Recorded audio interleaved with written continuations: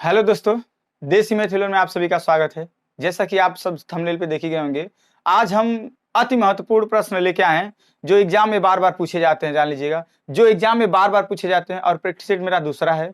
हम आपसे वादा करते हैं, यदि ये सब प्रश्न यदि आप लगाते हैं ना, तो 100% आपको एग्जाम में रिस्पॉन्स मिलेगा और आप उसे करके आएंगे और हल करके आएंगे।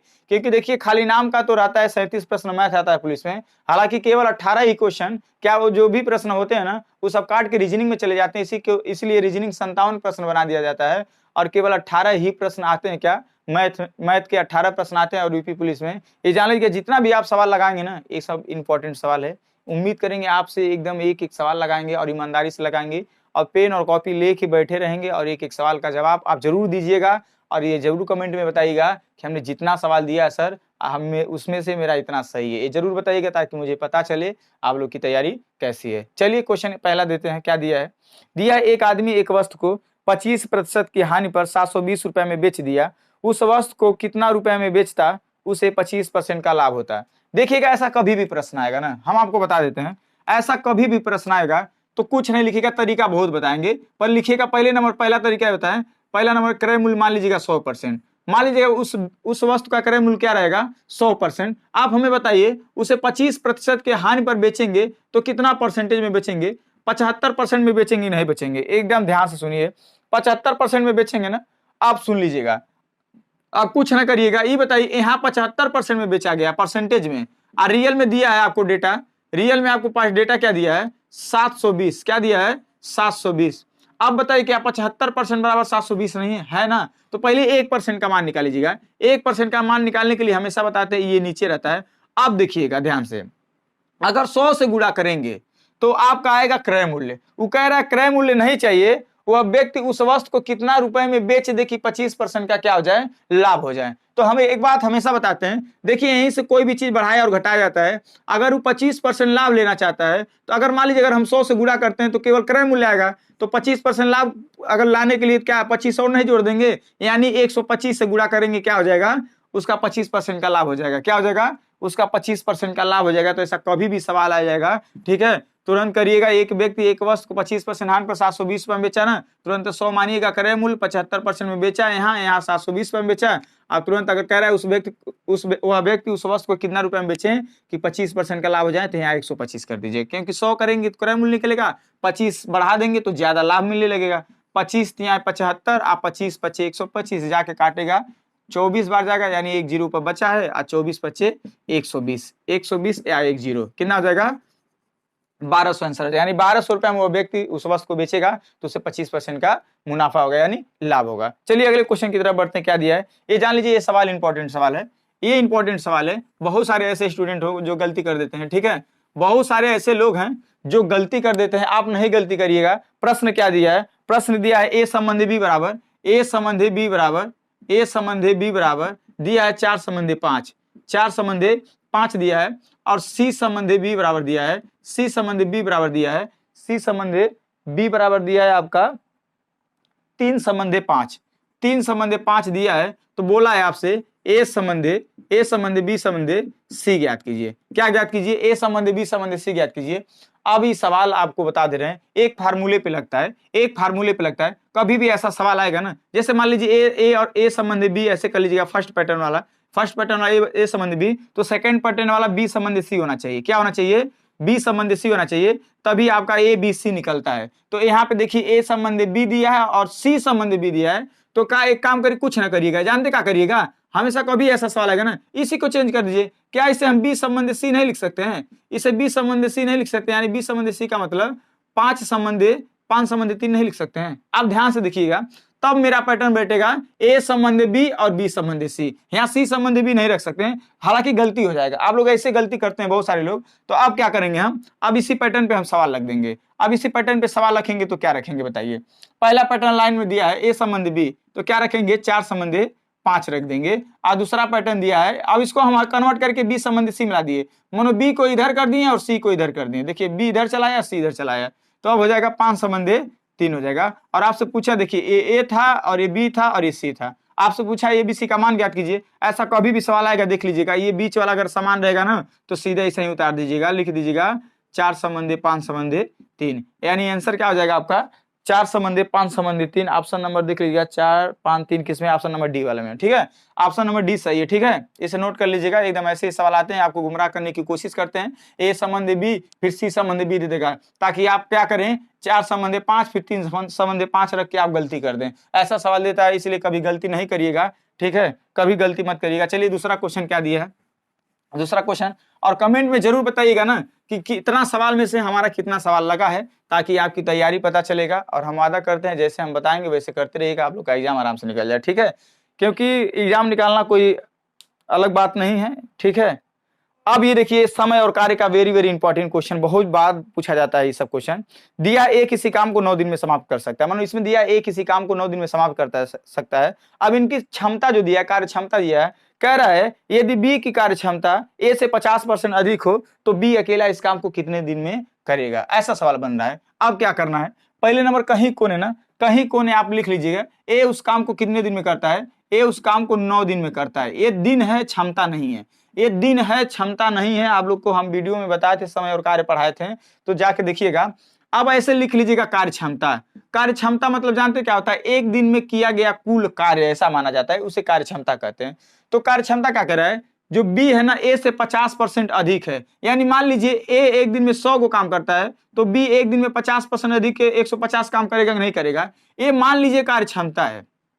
ये आप क्या मान लीजिए, कार्य क्षमता। ऐसे सोच लीजिए, कहा है बी जो है ना, बी की कार्य क्षमता है ए से 50% अधिक है, यानी कार्य क्षमता ना। तो कार्य क्षमता का मतलब हम क्या बताते हैं, कार्य क्षमता का मतलब हम यही बताते हैं कि कार्य क्षमता होता है कि एक दिन में किया गया कुल कार्य। तो आप अपने से मान लीजिए एक कोनो काम का एक दिन में 100 गो काम करता है, ए एक दिन में 100 गो काम करता है, बी एक दिन में 150 काम करता है, ये होता है क्षमता।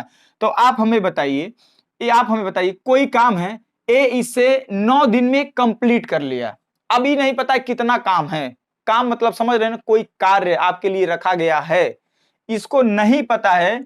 अभी मान लीजिए आपको नहीं पता है कि कितना काम है, पर इतना तो पता है ना, जितना भी काम है ए अकेले उसे कितने दिन में किया है, 9 दिन में किया है। तो अब यहाँ पे कार्य क्षमता क्या है, ए एक दिन में 100 काम करता है, तो 9 दिन में कितना काम किया होगा, यानी पूरा कार्य निकालने के लिए ए पूरा काम कंप्लीट 9 दिन में करता है ना, 9 दिन में 9 दिन में करता है, एक दिन में 100 काम करता है, तो टोटल काम कितना, 900। टोटल काम कितना है, 900 काम है। अब यहाँ पे समझ में आ गया ना। अब कह रहा है अगर यह 900 कमवा अगर बी अकेले जाके करें तो कितना दिन लगाएगा, तो आप बताइए भैया, बी एक दिन में 150 काम करता है और उसके लिए 900 काम रखा हुआ है करने के लिए, तो कितना दिन लगाएगा। तो बी का कार्य बी कितना दिन करेगा अकेले से, बी कितना दिन अकेले करेगा, तो क्या 900 में उसके 150 का भाग नहीं दे देंगे। अरे एक दिन में 150 काम करता है, 900 काम करना है, 0 से 0 कैंसिल, 15 छक्का 90। क्या बी अकेले से 6 दिन नहीं लगा देगा, यानी 6 दिन लगा देगा ना, आंसर क्या हो जाएगा, 6 दिन हो जाएगा। आप कमेंट करके जरूर बताइएगा कितना सवाल लग रहा है मेरा, कितना नहीं लग रहा है। ठीक है, कितना सवाल लग रहा है, कितना नहीं लग रहा है। अगला क्वेश्चन क्या दिया है, आपकी स्क्रीन पे दिखेगा, क्या दिया है, ये भी सवाल ना इंपॉर्टेंट है। दिया है 4,900 रुपए की धनराशि को 14 सही 2/7%, क्या 14 सही 2/7% वार्षिक चक्रवृद्धि ब्याज की दर से 2 वर्ष का चक्रवृद्धि मिश्रधन कितना होगा, 2 वर्ष का चक्रवृद्धि मिश्रधन कितना होगा। तो एक बात बता रहे हैं, ठीक है, एक सवाल इसको तरीका बता रहे हैं। सबसे पहले पता क्या करिएगा, आपको पी दिया ना कहीं, पी माने क्या होता है, मूलधन होता है। पी दिया है 4,900, पी दिया है कितना, 4,900। तो और दर भी दिया है, रेट भी दिया है आपके पास, रेट दिया है 14 सही 2/7%, रेट दिया और टाइम दिया है आपके पास, टाइम दिया है 2 वर्ष, टाइम कितना दिया है, 2 वर्ष। अब देखिएगा, हम कुछ नहीं करेंगे, केवल रेट को उठाएंगे। ऐसा कभी भी प्रश्न आएगा, केवल रेट को उठाइएगा, किसको, दर को, दर उठाइएगा, दर को भिन्न में कन्वर्ट कर लीजिएगा। अब भिन्न में कैसे कन्वर्ट किया जाता है, इसका गुणा इसमें करेंगे, 14 सते 98, 98 में जोड़ा जाता है 2, 100/7, यानी 100/7 लिखेंगे। आई परसेंटेज हटाएंगे तो नीचे 0 है, 0 से 0 कैंसिल, यानी 1/7 करिएगा, यानी केवल परसेंटेज को उठाइएगा, इसे भिन्न में बदलिएगा। ये नीचे वाला हमेशा होगा पी और ऊपर वाला हमेशा होगा CI, मतलब चक्रवृद्धि ब्याज, ये जान लीजिएगा। तो आप किस फॉर्म में लिखना होगा इसको, पी संबंधे ए के फॉर्म। ए माने क्या होता है, मिश्रधन होता है। ए माने क्या होता है, मिश्र धन होता है। आप हमारी बात समझ रहे हैं ना। तो अब क्या करना है ये बताइए, 7 रुपया मूलधन है, 1 रुपया ब्याज बढ़ेगा तो मिश्र धन कितना हो जाएगा, 8 रुपया। ऐसे कर लीजिएगा, ये 1 वर्ष का हो जाएगा, दूसरे वर्ष का भी टाइम दिया तो इसको 2 बार ऐसे लिख दीजिएगा। अगर 3 बार आता तो 3 बार लिख देते हैं, समय 3 साल आता था, हालांकि 2 ही साल है। अब क्या करिएगा, गुणा करिएगा 7 सते 49 और 8 64। अब ये मूलधन है, ये क्या है, मिश्र धन है। तो आप बताइए डेटा में क्या दिया, मूलधन दिया नहीं दिया। देखिए यहाँ पे डेटा में क्या दिया है, मूलधन दिया है। तो अब इससे क्या करिएगा आप इसमें बताइए कौन मूलधन है, 49 मूलधन है कि ये मूलधन है। तो आपको पता चलेगा पीक माने मूलधन, यानी 49 क्या है, मूलधन, यानी यहाँ मूलधन 49 और रियल में क्वेश्चन दिया है 4900 और ये नीचे आ जाएगा 1 बराबर। अब जो पूछेगा उसका गुणा करना है। आपसे पूछा है मिश्रधन ज्ञात कीजिए, तो मिश्रधन 64 है ना, 64 का गुणा कर देंगे, 49 के 6400, 6000 क्या आ जाएगा 400, यानी आंसर क्या आ जाएगा 6400। अब आप भली बात समझ रहे होंगे, ये सब चक्रवृद्धि ब्याज के क्वेश्चन इंपॉर्टेंट होते हैं, ठीक है। आपके एग्जाम में ज्यादा से ज्यादा प्रश्न बनते हैं और सिंपल ही प्रश्न दे दिया था पिछली बार यूपी पुलिस में कि 1000 रुपए की धनराशि को 10% वार्षिक चक्रवृद्धि ब्याज की दर से कितने वर्षों में वह धन 1331 रुपया हो जाएगी, ऐसे पूछा था। एकदम सिंपल सवाल पूछा था पुलिस में, ठीक है। आप इसे कर सकते हैं। चलिए अगला क्वेश्चन क्या दिया है, अगला क्वेश्चन लगाने का प्रयास करिए, जल्द बताइएगा। हमारे लगाने से पहले आप लोग कितने लोग का आंसर सही आ रहा है, ठीक है, जरूर बताइएगा। अगर वीडियो पसंद आएगा तो प्लीज लाइक शेयर सब्सक्राइब जरूर करिएगा, ठीक है। आपका कुछ नहीं जाएगा, आप कितने लोग सोच रहे हैं सर इतने दिन के बाद वीडियो बनाएंगे। देखिए कुछ प्रॉब्लम रहती है कि आदमी कर नहीं पाता, मतलब हो नहीं पाता है, क्या है ना, बहुत सारे दिक्कत आ गए थे जो हम वीडियो नहीं बना पा रहे थे, इसके लिए माफी चाहते हैं, ठीक है, इसके लिए माफी चाहते हैं। हमेशा आप कंटिन्यू वीडियो पड़ेगा। चलिए और क्या क्वेश्चन, ये दशमलव का जो सवाल है ना भैया, ये दशमलव का सवाल हमेशा पूछता है, क्या करता है, हमेशा पूछता है। दिया है क्या, क्वेश्चन क्या दिया है, दिया 151 प्लस 151, ये दिया है, फिर दिया है, इतना दिया है, फिर आपको दिया है, फिर कैसा प्रश्न दिया है बता रहे हैं 0.151। अब एक बार और दिया है 0.151। ये सवाल जान लीजिए ना, ये एकदम वेरी इंपॉर्टेंट सवाल है। क्या है, एकदम वेरी इंपॉर्टेंट सवाल है। दशमलव का ये एक प्रश्न ना हमेशा देता है। सवाल सही है लिखा हमने, ठीक है, सवाल सही लिखा है। अब देखिएगा क्या करेंगे, एक बात बता दें, देखिएगा इसमें दशमलव नहीं है ना। अच्छा, हाईएस्ट दशमलव कितना अंक पे है, 1 2 3 4 अंक पे। हाईएस्ट दशमलव कितना अंक पे है, 4 अंक पे है। तो कोई सिंपल होगा जो रुपया, देखिए 151 रुपया है ना, इसको क्या करिएगा आप, इसको ऐसे लिख लीजिएगा, दशमलव के बाद 4 जीरो लगा दीजिएगा। इसलिए देखिए दशमलव के लगाने के बाद जीरो बढ़ा सकते हैं कितना हो, तभी भी ये कितना है, 151 रुपया है, अभी भी 151 रुपया, इसके मान में कोई परिवर्तन नहीं हुआ है। अब इसको हम रखने जाएंगे यहाँ पे, अब इसको रखने जाएंगे ना, तो देखिए सबसे पहले आप उतारिएगा दशमलव, इधर क्या है 5 है 1 है, वो लिखिएगा, इधर क्या है 1 है, ऐसे लिखा जाता है। फिर इसको जोड़िएगा, इधर क्या है 1 है, इधर क्या है 5 1 है, ध्यान समझिएगा, ठीक है। फिर दशमलव लिखिएगा, अब किसको जोड़िएगा, इसको जोड़िएगा, इधर क्या है 0 है, इधर 1 5 1 है, फिर इसको जोड़िएगा, दशमलव नीचे दशमलव रखिएगा, इधर क्या है, इधर इस पक्ष में 0 है और इस पक्ष में क्या है 0 1 5 1, हो गया ना। अब इसको जोड़ लीजिएगा। अब देखिए सीधी लाइन में यहाँ 1 बना, 6 बना, फिर क्या बना 7 बना, फिर 7 बना, फिर दशमलव बना, फिर 7 बना, फिर 6 बना, फिर 1 बना। ऐसे आप क्या कर सकते हैं, इसे ऐड रख सकते हैं। मामला ये होता है कि दशमलव के नीचे दशमलव रख दीजिए, जो उधर संख्या उधर लिख दीजिए, दो इधर है उधर लिख दीजिए।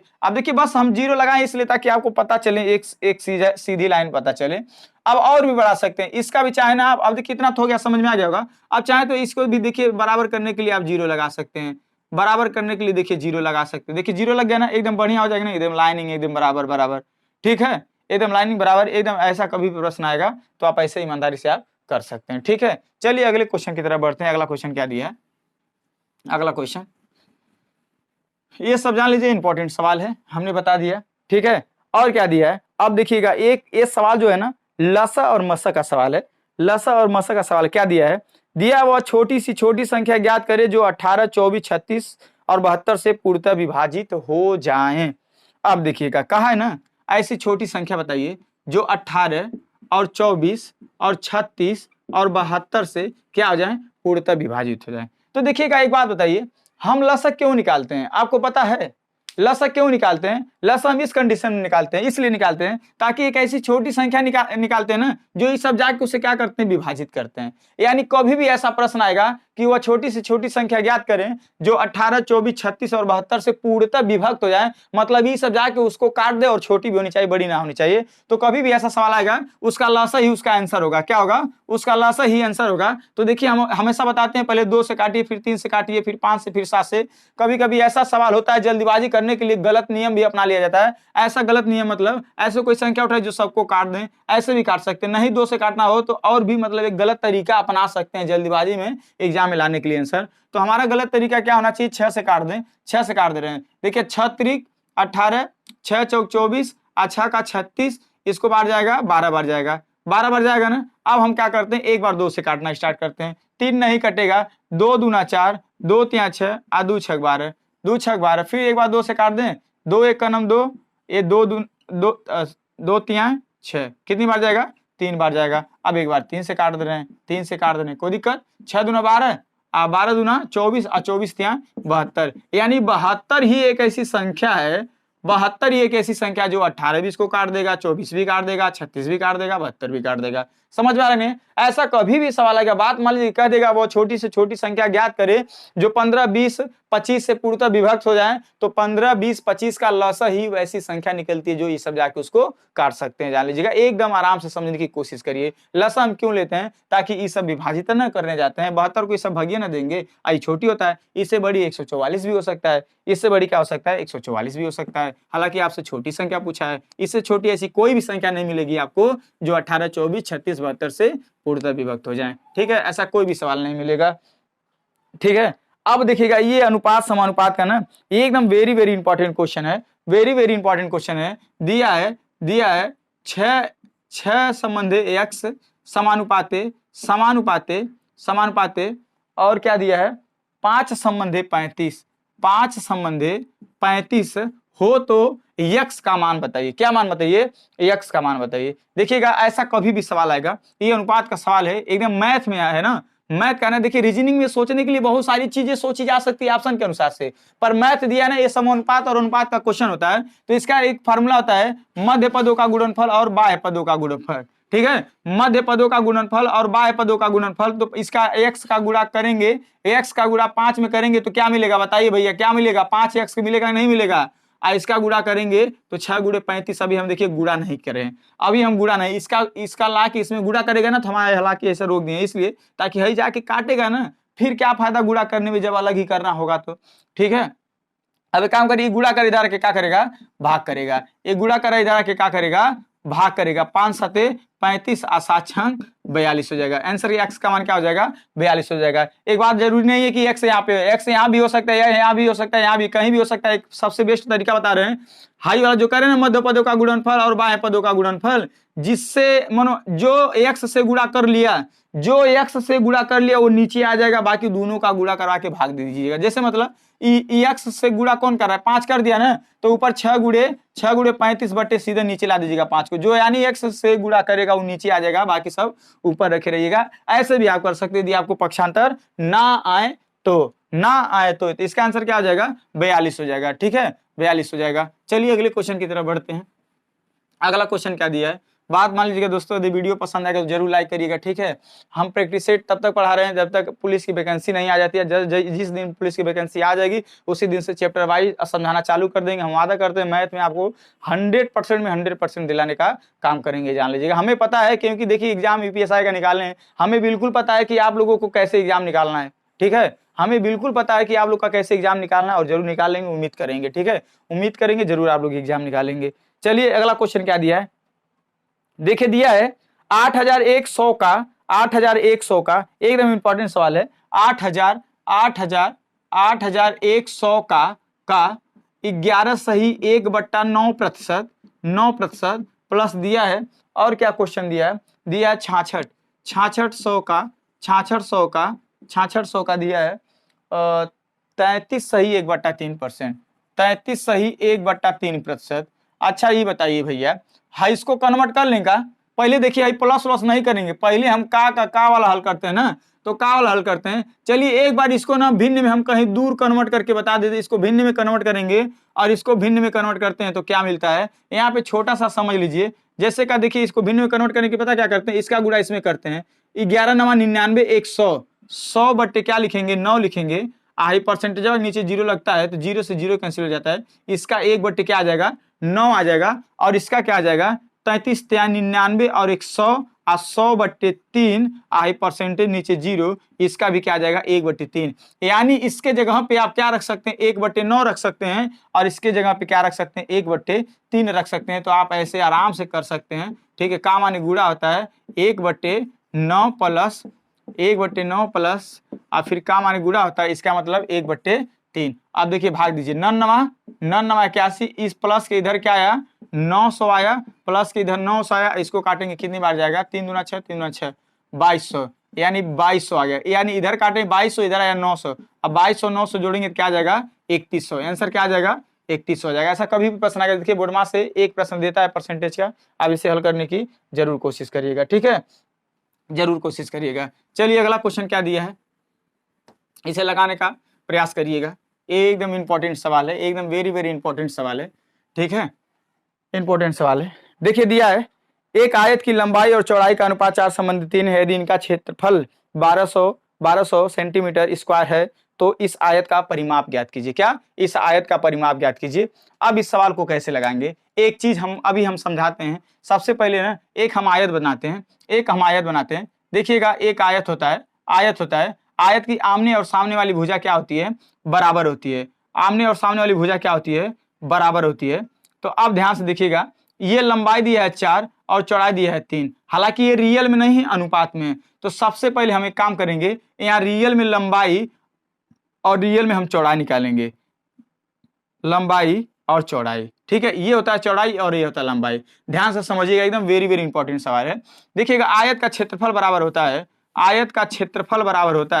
क्षेत्रफल बराबर होता है लंबाई गुणे चौड़ाई। तो आप बताइए, अब देखिए ऐसा कभी प्रश्न आएगा, दिया है 4, इसे x मान लीजिएगा, 4x गुणे 3x, यानी आयत का क्षेत्रफल लंबाई गुणे चौड़ाई, यानी आयत का क्षेत्रफल दिया ना 1200 सेंटीमीटर। ध्यान से समझ रहे हैं ना।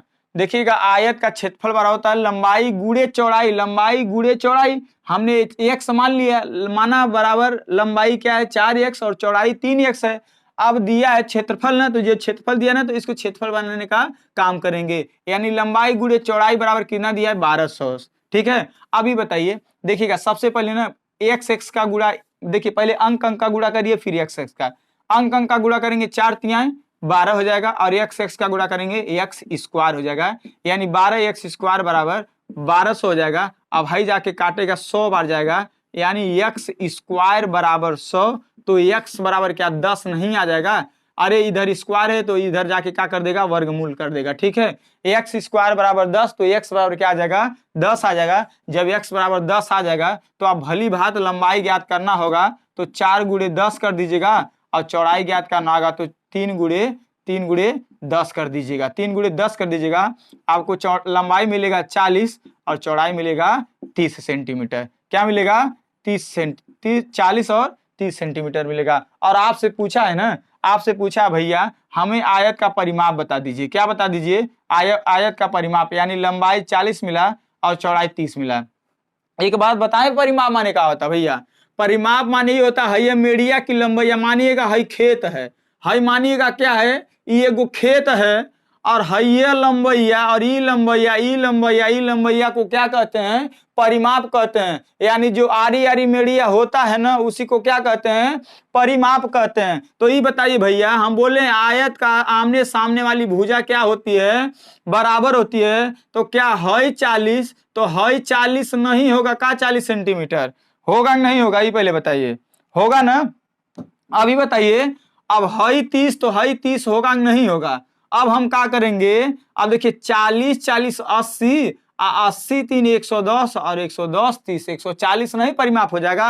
अगर इहो नहीं पता है तो आयत का परिमाप बराबर एगो सूत्र बता दे रहे हैं, एगो सूत्र बता दे रहे हैं, 2 कोष्टक में l प्लस बी, 2 कोष्टक में l प्लस बी, यानी 1 कोष्टक में 40 प्लस 30 को करके क्या करना है, लास्ट में 2 से गुणा करना है। इसका कोष्टक को हल करेंगे, कितना आएगा, 70 आएगा, और 2 से गुणा कर देंगे, क्या 140 नहीं आ जाएगा आंसर? क्या 140 नहीं आ जाएगा? ये दिख रहा है नहीं दिख रहा है? ठीक है, 140 आ जाएगा ना, यानी 140 सेंटीमीटर क्या आ जाएगा, आंसर आ जाएगा। 140 सेंटीमीटर क्या आ जाएगा, आंसर आ जाएगा। एकदम भली बात आप लोग समझ पा रहे होंगे, ठीक है, भली बात आप लोग समझ पा रहे हैं। चलिए अगले क्वेश्चन की तरफ बढ़ते हैं। अगला क्वेश्चन क्या दिया है, अगला क्वेश्चन क्या दिया है, एकदम जान लीजिए, वेरी वेरी इंपॉर्टेंट सवाल है, सब इंपॉर्टेंट सवाल है, ठीक है। अब ये देख लीजिएगा, एकदम वेरी वेरी इंपॉर्टेंट सवाल दिया है ना औसत का, ठीक है, एकदम इंपॉर्टेंट सवाल दिया है औसत का। ऐसे लगाने का प्रयास करते हैं। दिया है 5 क्रमागत संख्याओं का औसत x है, 5 क्रमागत संख्याओं का औसत x है। यदि अगली 2 संख्या और मिला लिया जाए तो औसत में क्या परिवर्तन होगा। एक बात बता दे रहे हैं, इसको साइड में रखते हैं, ठीक है। कोई एक संख्या, हम आपको एक चीज बताने की कोशिश कर रहे हैं, हम आपको वृद्धि बताएंगे कि कितनी संख्या लेने पे कितनी वृद्धि होती है जब लगातार संख्या रहती है, तब ये आपको हम प्रूव करके दिखाते हैं, फिर इस सवाल को बताते हैं। जैसे का भैया मान लीजिए कोई लगातार संख्या ले लीजिए 1 ले लीजिए, 2 ले लीजिए, 3 ले लीजिए, 4 ले लीजिए, 5 ले लीजिए, कोई लगातार 5 गो संख्या ले लीजिए। आप हमें बताइए इसका औसत क्या होगा। 1 2 3 4 5 का औसत निकालेंगे तो क्या होगा। देखिएगा, हम हमेशा बताते हैं जब भी संख्या लगातार होती है तो औसत हमेशा कहाँ का होता है, बीच का होता है। या तो ऐसे करिए, या तो शुरू और लास्ट का जोड़िए, 2 से भाग दीजिए, यानी 1 और 5 को जोड़ेंगे और 2 से भाग देंगे तो 2 3 6 होगा, यानी 3 हो जाएगा क्या, इसका औसत। या तो कुल पदों का योग बटे कुल पदों की संख्या करेंगे, तब वो 3 नहीं आएगा, आएगा नहीं आएगा। चलिए हम आपको एक चीज बताते हैं, देखिए अगली एक संख्या और लेंगे ना, अगली एक संख्या और ले लेंगे ना, तो जानते हैं औसत क्या हो जाएगा, औसत 3.5 हो जाएगा। क्या हो जाएगा, 3.5 हो जाएगा। अगर आपको विश्वास नहीं है ना तो इनको जोड़िए और 1 2 3 4 5 6 से भाग दीजिए, 3.5 आएगा। नहीं तो एक और तरीका बता दे, कभी भी संख्या लगातार होती है तो शुरू और लास्ट का जोड़ के 2 से भाग दे दिया जाता है। क्या कर दिया जाता है, 2 से भाग, तो 2 से भाग देंगे 3.5 आएगा ना। अब एक बार और एक और संख्या हम ले रहे हैं, एक और संख्या, अगली 2 संख्या ले लें, तो अब देखिए औसत क्या होगा, अब औसत 4 हो जाएगा। शुरू और लास्ट का जोड़िए, शुरू और लास्ट का जोड़िए 8 होगा, और 2 से भाग देंगे तो 4 होगा। तो अब आप हमारी बात समझ पा रहे हैं ना, हम ये समझाने की कोशिश कर रहे हैं। देखिएगा भैया, कभी भी संख्या लगातार दिया रहे, कभी भी संख्या लगातार दिया रहे और आपसे कहें, ऐसा सवाल कहें कि 5 लगातार संख्याओं का औसत 10 है, ध्यान से समझिएगा कि 5 लगातार संख्याओं का औसत 10 है, अगली 2 संख्या और जोड़ दें तो औसत क्या होगा। तो हम बता दें, 2 संख्या जोड़ेंगे तो औसत में 1 की वृद्धि होगा, समझिएगा, उससे आधा।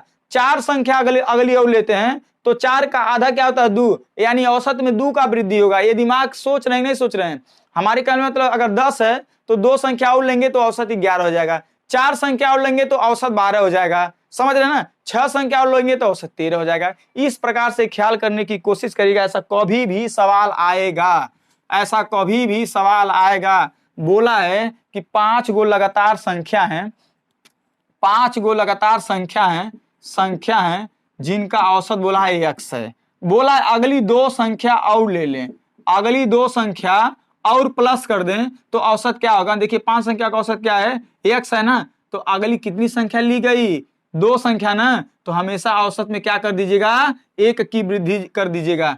क्या हो जाएगा, 1 की वृद्धि हो जाएगी, यानी औसत में 1 की क्या हो जाएगी, वृद्धि हो जाएगी। कोई भी संख्या चेक कर लीजिएगा।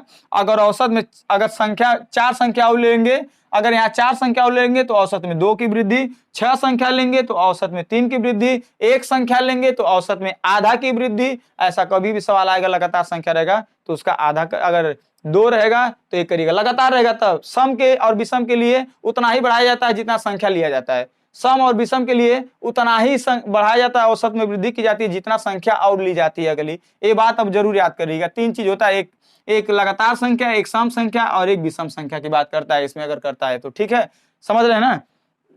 इस प्रकार से आप क्वेश्चन को हल कर सकते हैं। उम्मीद करते हैं आपको जरूर वीडियो पसंद आया हो, ठीक है, तो जरूर लाइक कर दीजिएगा और शेयर भी करिएगा। और आप हमारे चैनल पर नए हैं तो प्लीज़ बात मान लीजिएगा, सब्सक्राइब करना ना भूलिएगा। आपका कुछ नहीं जाएगा, आप हमसे कुछ सीख के जाएंगे। चलिए दोस्तों, तब तक के लिए नेक्स्ट वीडियो में मिलते हैं। जय हिंद, जय भारत।